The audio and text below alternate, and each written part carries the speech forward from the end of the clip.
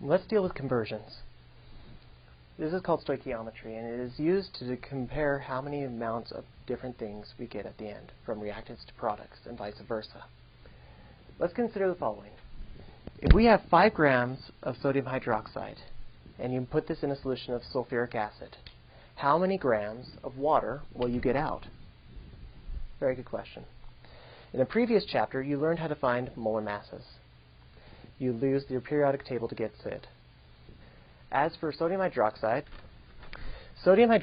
was calculated earlier to have a molar mass of 39.998 grams per 1 mole. So to find out how many grams will be, you'll take the 5 grams of sodium hydroxide and you'll convert it. For every 39.998 grams, you'll have 1 mole of sodium hydroxide.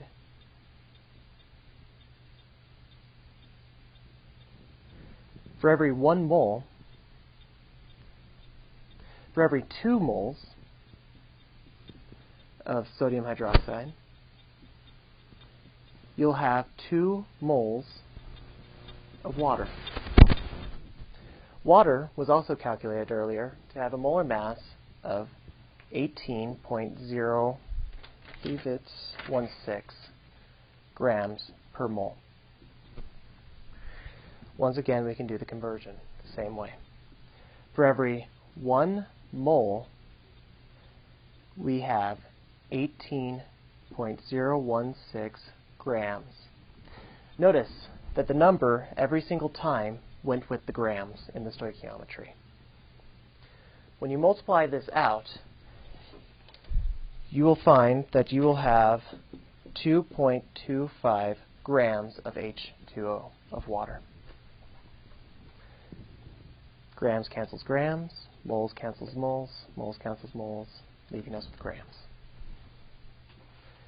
We're going to do the same problem again, but this time, let's say we have 5 grams of H2SO4. Same principle applies. With 5 grams of H2SO4,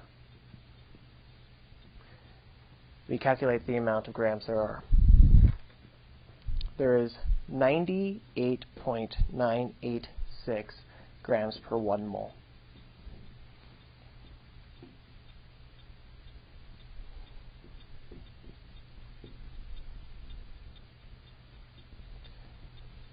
For every 1 mole of H2SO4, you will get 2 moles of H2O. And likewise, at the very end, for every 1 mole of H2O, there is 18.016 grams of H2O, giving us 1.82 grams of H2O. When we do these equations, we assume that whatever one is grams, we have excess of the other one. In other words, we have enough of the other one to get the job done. What happens if we don't?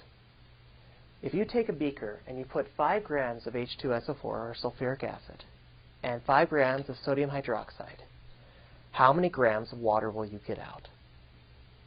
The way that you do it is the same way you found one each individually. You set up the problem each individually, like you did before. All right, so we're going to do the same math again. Just consider the 5 grams of the one and the 5 grams of the other. Do them each individually. You'll get 2 different answers.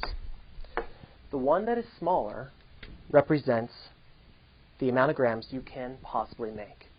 A good analogy is like if you own a hot dog stand. If you have 60 buns, but only 50 hot dogs, you can only make 50 hot dogs and sell them. You'll have an excess of the other. This is the same idea. Now the question arises, now that we know that sulfuric acid is our limiting reactant, how much of the sodium hydroxide is left over? We know we have 5 grams of H2SO4. Just like we use this to find out how many grams of H2O is gained, we can use this to find out how many grams of NaOH is used. So for every 5 grams, there is 98.986 grams for every 1 mole of H2SO4. For every 1 mole of H2SO4, we compare it using the equation, there is 2 moles of NaOH.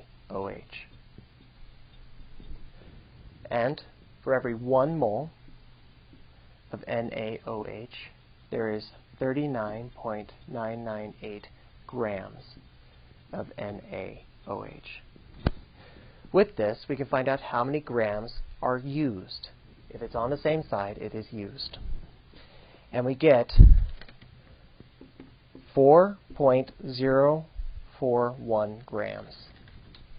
If we started with initially 5 grams of NaOH, you take your 5 grams and you subtract it from the 4.041 grams, giving us 0.959 grams of NaOH left over.